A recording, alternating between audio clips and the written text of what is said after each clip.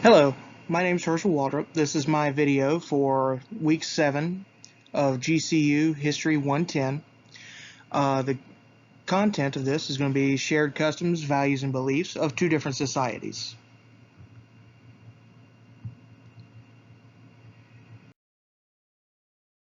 The objectives of this PowerPoint are going to be to compare the samurai culture in Edo, Japan with the American culture of the same time period. Explain the differences between cultural, religious, militaristic, and gender roles of these two cultures, and explain how this time period and events influenced modern culture. Okay, we're going to start off talking about the Edo period in Japan. The reason I start off a little bit before the samurai in this, well, not before the samurai, but before I'm going to start talking about them, is because it just requires a little bit of more base knowledge before I get into it than the American side does. So, Edo, Japan starts around 1615 after an intense civil war between multiple different shogunates. Okay, these shogunates had their own armies that ended up fighting for power in Japan. That all culminated in the battle of Sekigahara, just at the tail end of the last century. Okay, so one family ended up being on top, the Tokugawa family. This is also called the Tokugawa shogunate period in Japan. Okay, the Tokugawa family takes charge of Japan in around 1600. Okay, they end up flourishing under the Tokugawa shogunate and have a great period of economic and agricultural growth. Now, the shogun has the power in Japan. The emperor's still there, but like I said before, he's just a figurehead.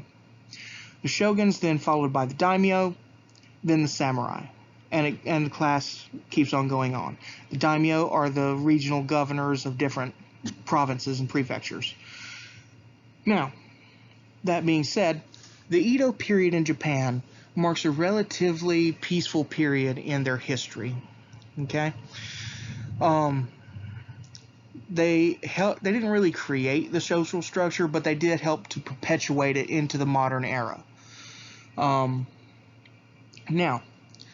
the samurai, where they end up fitting into this, even though it was a peaceful period, there were two different classes of samurai. There were bushi, which were warriors, and there were kanikachi. I probably butchered that, but it's okay. I'm going to keep going with it.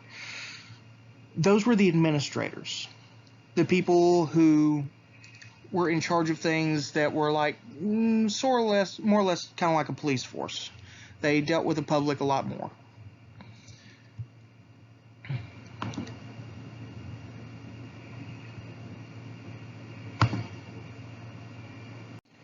As I said on the previous slide, you can kind of see the social structure there. You've got the emperor at the top, the shogun, the daimyo are still in that same category. You've got your samurai, okay, then you've got your peasants and artisans and your people like that, and then at the bottom of the pyramid you've got your merchants. So that just kind of gives you an idea there. The Edo period was hugely isolationist. They only allowed foreign trade at one port, and that was at Nagasaki, and that was only to a handful of traders: China, the Dutch East India Company, and Great Britain for a very short time. Now, any other foreigner who set foot in Japan at that time was immediately put to death. And if they set foot outside of their region in Nagasaki, they were put to death. Okay? At this point, it was a closed society. You were either born into your class, and you stayed there. So if you were a merchant, you were a merchant forever. If you were a samurai in the samurai class, the only way that you could move would be down, and that would be to either give it up yourself or to dishonor yourself. And women were obviously still within their classes, but they were beneath the men of that class. Okay, so getting into the samurai. The samurai, like I said before, were either warriors, bushi, or administrators, kanikichi. Okay? Samurai in and of itself means to serve. Who were they serving? They were serving the emperor, but they were doing it through the shogun.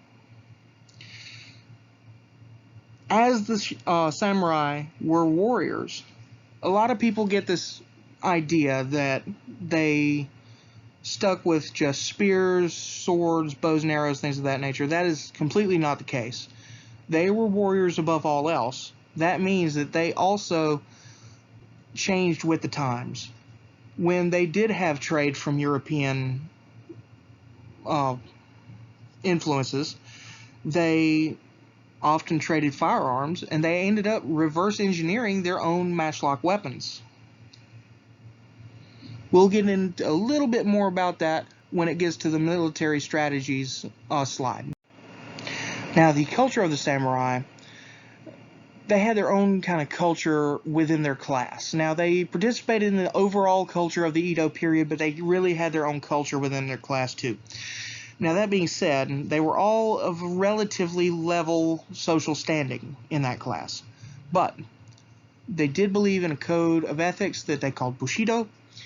Bushido, in and of itself, wasn't really a written code like you would think of one today. It was more regionalized of how you would want to be treated, what was honorable, what wasn't, but they all had a few common traits. Now, those common traits were compiled by a man named Yamamoto Tsutomu. Now, he was a samurai and ended up being a Buddhist priest. We'll get into the religious beliefs of the samurai here on the next few pages. But one other thing that made the samurai really stand out, especially with warrior classes of their time, was they were highly educated. Okay, these guys, these men and women, because there were women that were warriors in this class too, and we'll get into them here in a little bit, were very well taught. They were some of the most literate of any of the warrior classes of their time, and they took it upon themselves to explore the arts, explore sciences, what they could, to make their job easier. As I said before, they reverse engineered a flintlock weapon and started mass producing them in this kind of a culture where they didn't really have machined works. Okay? Now, that being said, they were still reliant on war and the needs of national security to keep them afloat. So they did have some agriculture and some other professions within their society to kind of keep them afloat. Okay, as the Edo period goes on and there are more and more stresses and stipends taken away from the samurai, we do see some of the bushi, of the warrior class, starting to veer off from their code, and they end up going and becoming ronin or bandits, and they end up using what they've learned through their culture for their own gains. So, the religious practices of the samurai. Most of Japan in this era, was kind of a mix of Confucianism. Now, Confucianism was brought back way, way earlier, and even before the samurai really took hold in around 794 AD, okay? So that predates that. Okay, so the samurai religion was more of a mix of Buddhism and Shinto by this period. Okay, the whole reason why Confucianism was a big thing in Japan was because their educational system was interwoven with it. But as far as what a lot of them believed by this time was a mix between Buddhism and Shinto. They also believed in reincarnation. This is why a lot of honor was given to people even when they were killed on the battlefield. Okay, as I said before, the samurai were the warrior class of Japan. Now, they used a variety of weapons, not just the katana that you see depicted in movies and stuff like that.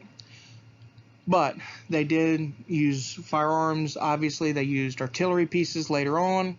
They actually ended up developing an artillery school. Then I cannot pronounce the name of it, and I'm not even going to try, because if I do, I know I'm going to butcher it, and I'm not going to be worth a darn for the rest of the video. But they had this core belief that their weapon was an extension of themselves. That carries on to warrior culture today, okay, where you get to trust your weapon as an extension of yourself. That being said, they were some of the most highly skilled warriors of their time. They stayed that way through the end of their period, with many transitioning from their culture of their class structure and all that stuff into the modern military structure of Japan. There were actually a lot of imperial generals that were former samurai.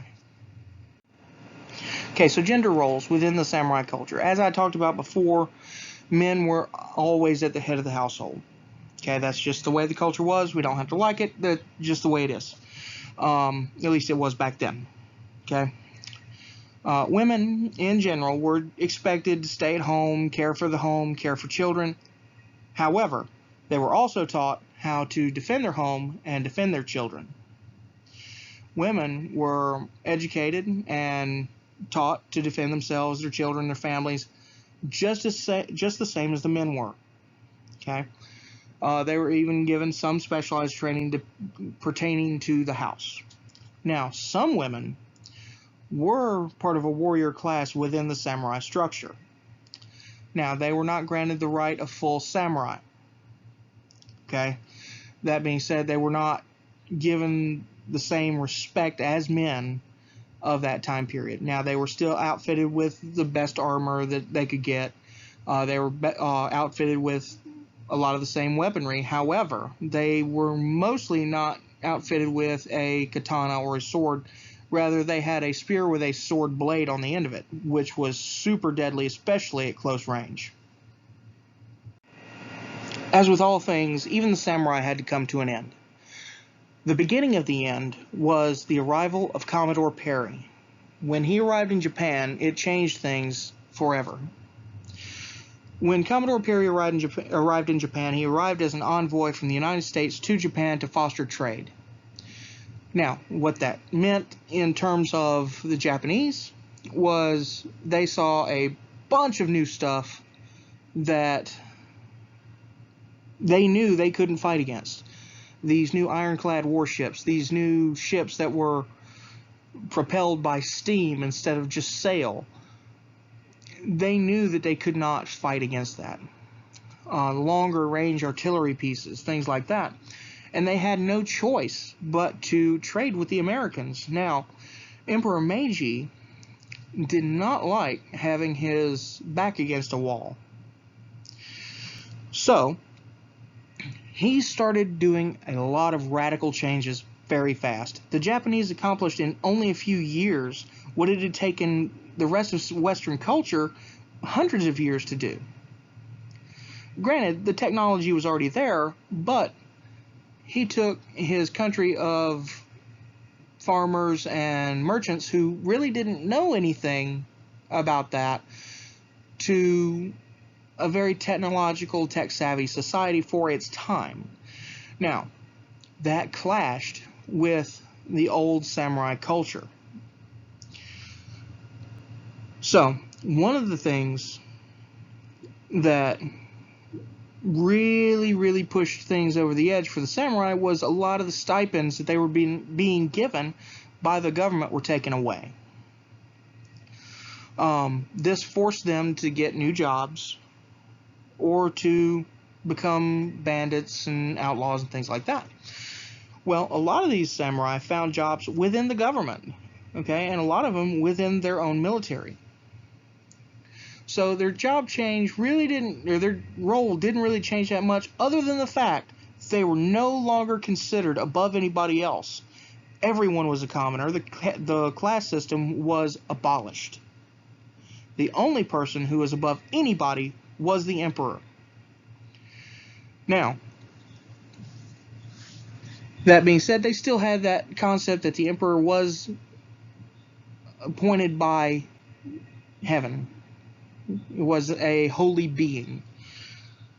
Now, one thing that Tokugawa did at the beginning of this period that I failed to mention earlier, but I remembered it now, is he moved the capital of Japan from Kyoto to Edo, which is modern-day Tokyo. Now, Kyoto was the residence of the emperor. That's where the emperor stayed at. What Emperor Meiji did is he decided to move the emperor's residence that had been there for thousands of years to Tokyo. He did this to solidify the government being centralized.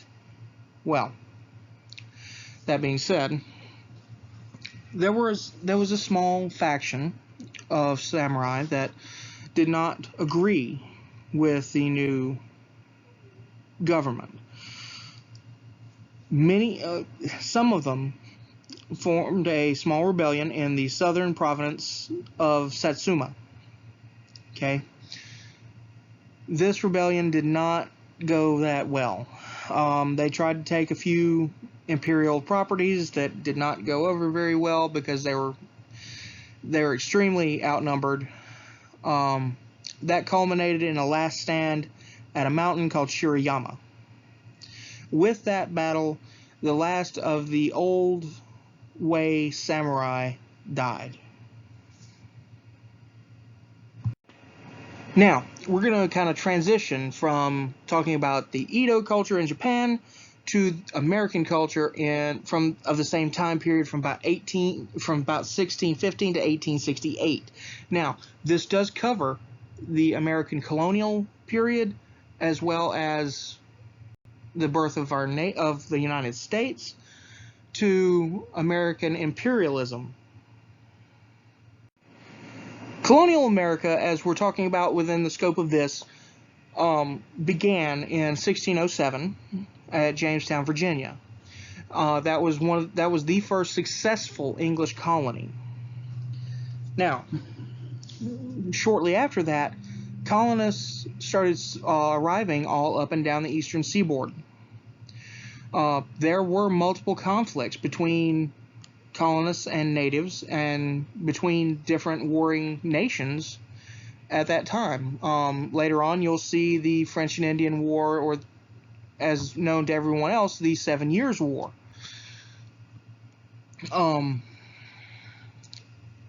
We also saw triangular trade becoming a thing. What triangular trade means that there are lots of agricultural goods that we found out can be grown here in what was then the New World.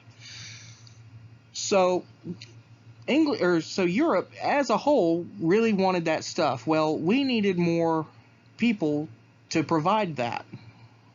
So they started working with some of their other colonies in sub-Saharan Africa to get manpower in the form of slaves from East Africa.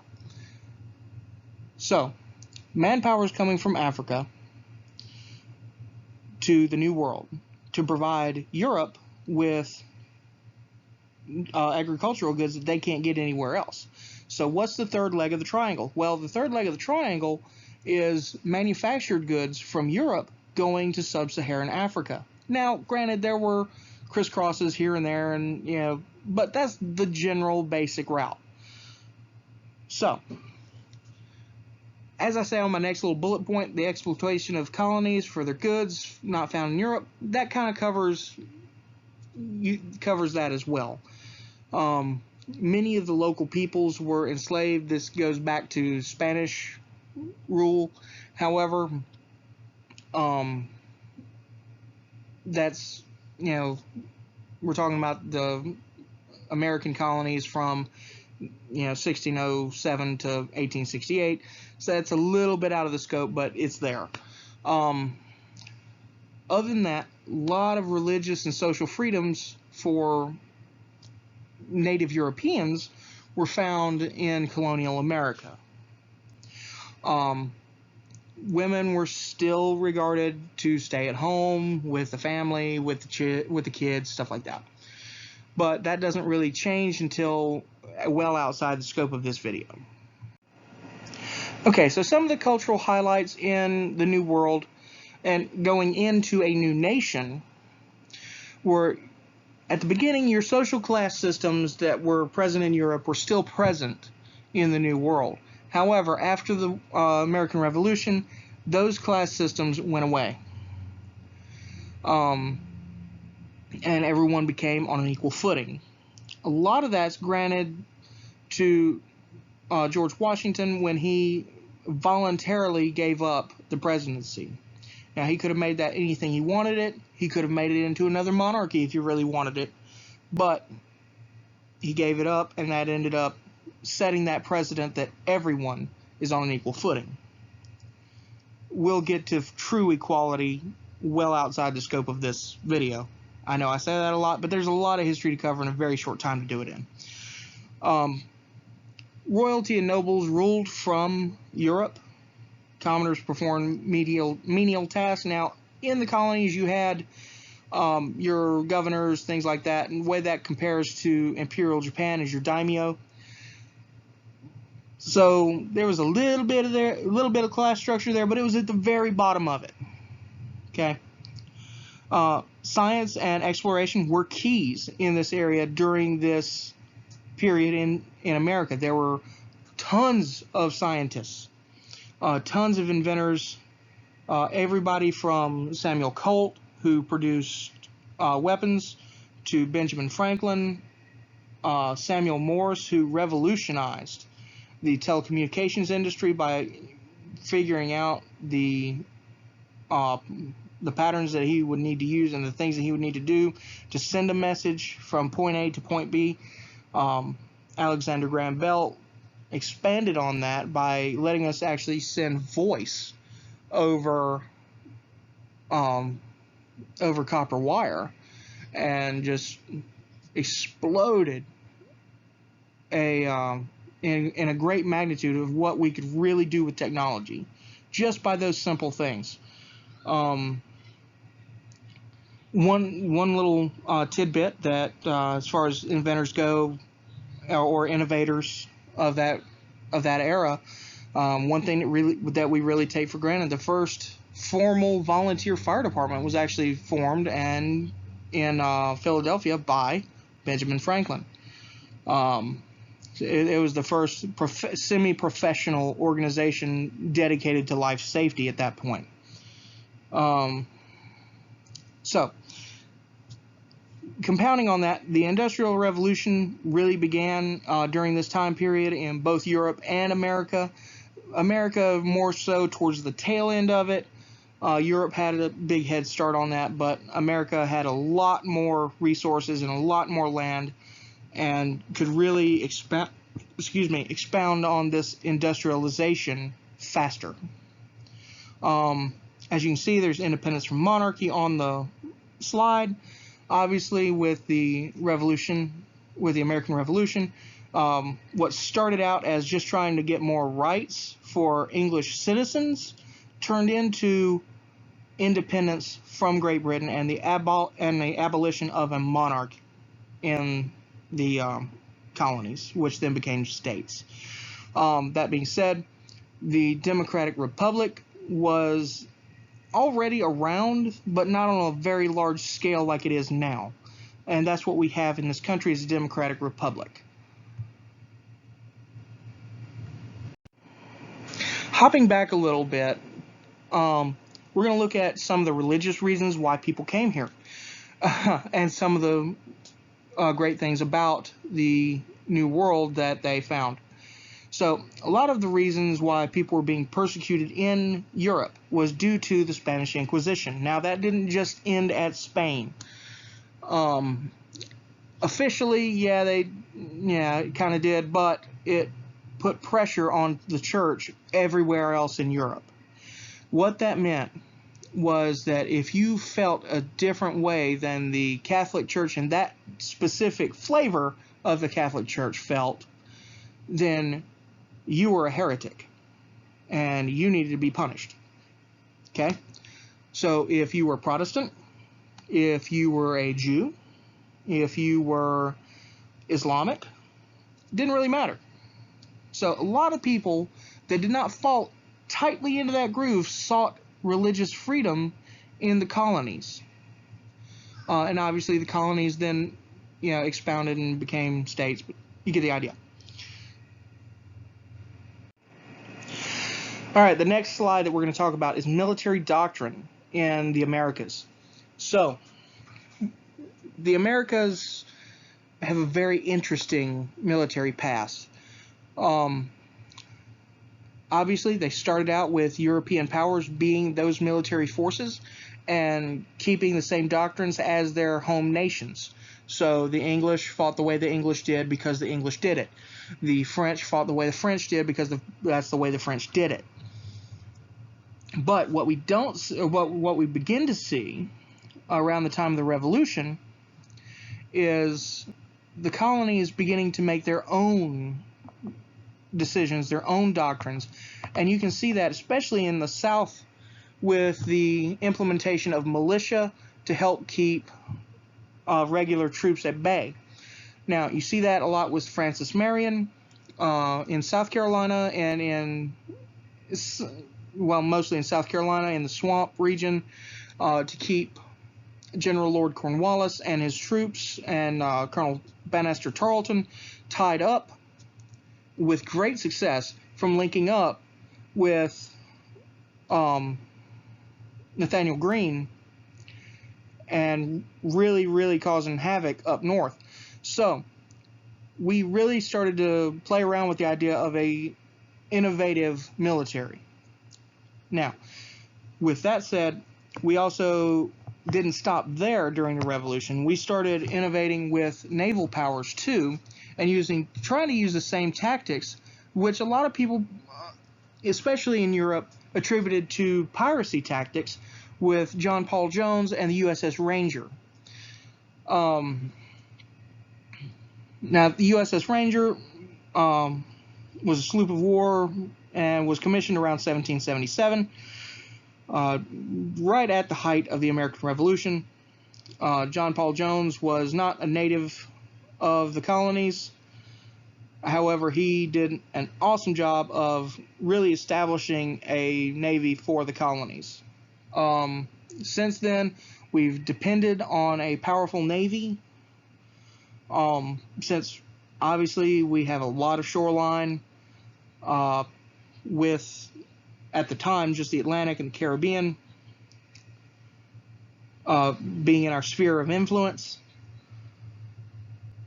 But I digress. I could spend an entire presentation on just military doctrine. So I'm going to move on a little bit from that particular point, move on to a couple of little points down below, and move on. So we obviously didn't develop the firearm, but we did make huge innovations on it with the implementation of the repeating rifle with the Sharps carbine becoming the first one, which allowed for a soldier to fire more than 3 shots in a minute, and didn't actually have to take the rifle all the way down to the ground to run another round in, to the implementation of the world's first machine gun, the Gatling gun developed by Dr. Richard Gatling, Dr. Richard Gatling, was really one of the modern world's first ideas of a weapon of mass destruction. Now, this is a weapon that is designed to make war futile, and in turn, it ended up making it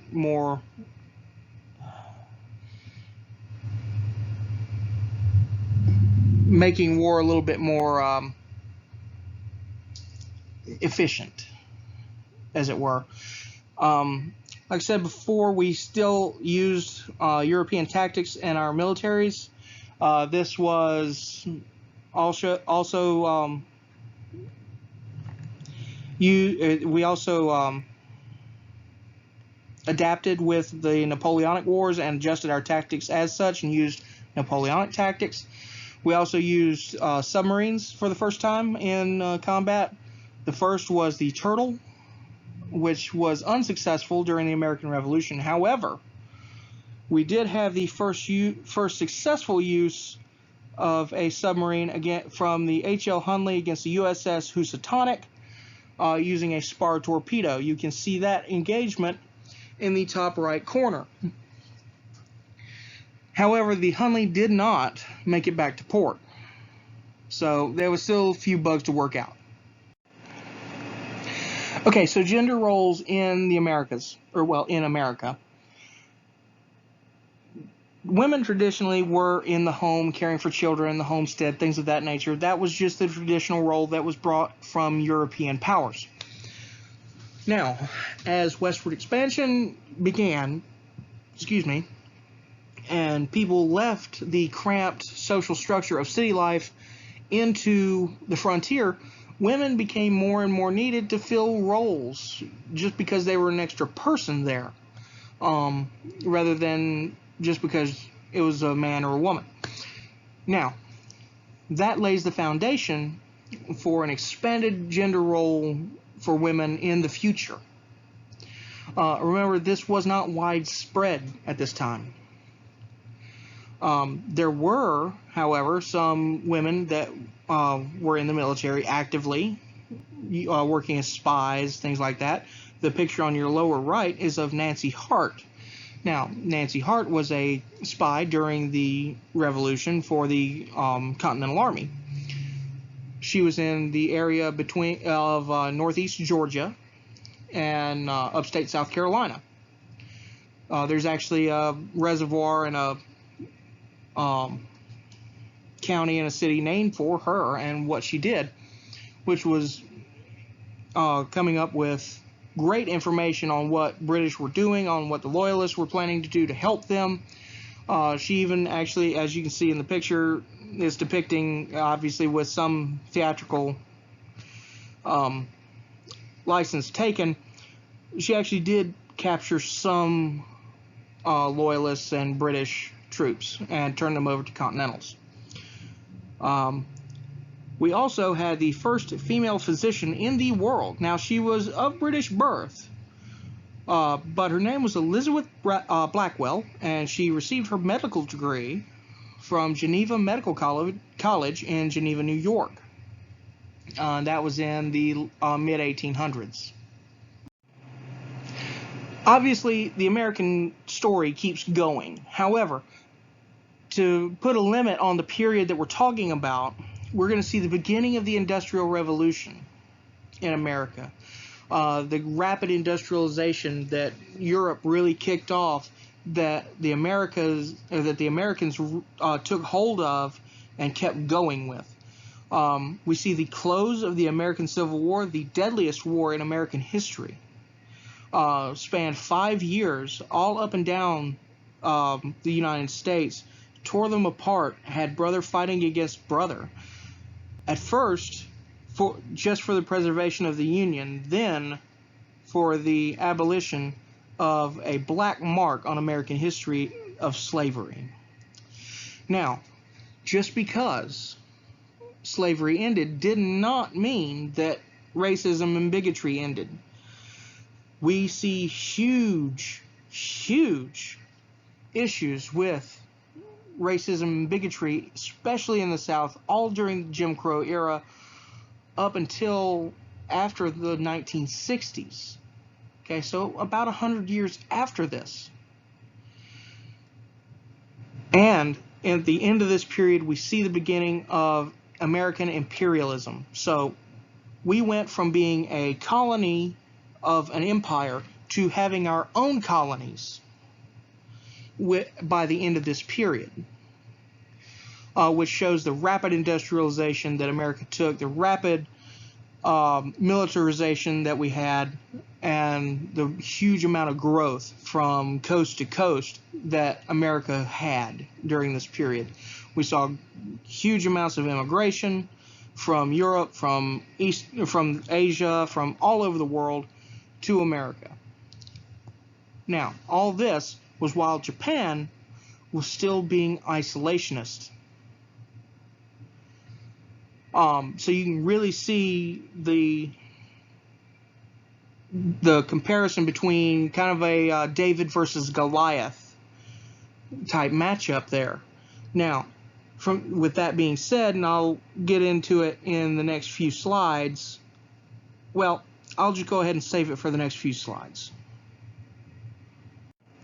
Okay, so kind of to compare both, you'll see on the left is the Imperial Japanese flag, which I know the samurai didn't fall under. However, by the end of the period, that's the flag that they had. On the right, you'll see the U.S. flag with 37 stars at the time of in 1868. So the samurai had a set code of ethics. Okay, these were somewhat flexible. However, the core ones were not. They had strict religious practices on almost everything, from the beginning of the samurai period with Confucianism to the end of it with Buddhism and Shinto. It was fairly strict. You were going to practice this religion. They had a set social class system. They were aristocratic in nature, and women were regarded, if they weren't on the battlefield, even if they were subservient to men. Okay. American culture, on the other hand, is ethical based on Christian religion. I know that they have an open religious practice. However, most of our ethics are based on the Christian religion. It transitioned into an equality-based system where everyone was a commoner. There's no aristocrats. There's you're wealthy and you're poor, but you're going to have that in almost any society. But there were no nobles. There were no royalty. Everyone was a commoner. Everyone put their pants on the same way, kind of thing. Women were regarded more as a man's partner than something that belonged to him. Now, that's not to say that there weren't specific gender roles. There were, and we're still working through those to a degree to this day. However, in general, between the two, a lot of times there was a better deal to be had with the American culture. Okay, so some of the lasting effects of the samurai. They heavily influenced Japanese military doctrine and culture throughout the 20th century. A lot of the Japanese military saw themselves as extensions of the samurai, and indeed some were families of samurai. Okay, Isokuro Yamamoto was one of the greatest military minds that Japan had during the 20th century, and he was part of a samurai family. They instilled loyalty to the emperor even after the Meiji Restoration. Now, like I said, there was a small band of samurai that rebelled against the Meiji against the Meiji government. However, most folded into the Japanese government as it was. Okay, so American influence. You can see a couple of innovators, well, one innovator and one innovation there. Neither one of them have anything to do with each other. But one is Samuel Morse, the other one is the Gatling gun. But American influence throughout the world, it's hard to break it down to just a few bullet points, so these are the ones that I have. Many attribute the American Revolutionary War as the spark that ignited other revolutions. That being said, it didn't directly cause other countries to revolt. However, many feel that the Americans' victory over the British may have been one of the catalysts for the French Revolution, as the people saw that an absolute monarchy and a world power at that time could be toppled. So, at the time of the American Revolution, the British were the biggest military in the world. They were the power, the ones to beat. And the Americans, were able to defeat them using guerrilla tactics, using militia, things like that. And it really set the precedent that, yes, this can be done. Okay? Trade from the Americas ensured prosperous economic situations around the world. Now, like I said before, there was a lot of stuff in the Americas, specifically North America, that Europe wanted. They wanted a lot of the cotton that we could produce. They wanted the indigo that we could produce. They wanted the tea, the rice, the stuff that we could produce locally. They didn't have to pay for shipment across from China, from Egypt, from things like that, and they could just ship it right across the Atlantic, which was a super duper shortcut compared to what they were doing. So we really bolstered their wallet on that one, and in return we got manufactured goods. Now later on, we started out producing them in manufactured goods and started sending that overseas, which was a big boost to the investors and the businessmen in America. One of the other things that we really started sending over there was a lot of oil. And again, that's going into the Industrial Revolution, which is a little bit past 1868 when it really gets going good. But we did develop new technology that propelled the world into a modern age, like I said, with Samuel Morse code and the telegraph system, to Alexander Graham Bell and the invention of the telephone and everything that's kind of compounded onto those inventions and everything in between. There's just so much to talk about that I can't really put it on this presentation because I would take all day. It's already 40 minutes as it is.